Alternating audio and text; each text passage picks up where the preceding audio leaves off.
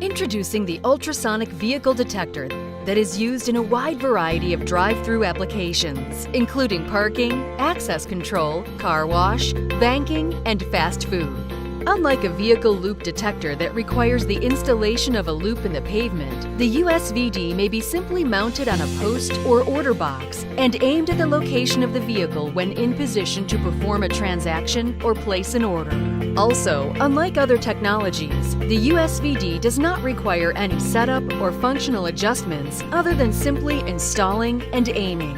The USVD greatly reduces the cost associated with installation of vehicle detection capabilities compared to loop detectors for these types of applications. The USVD requires low voltage and provides a set of relay contacts indicating vehicle presence.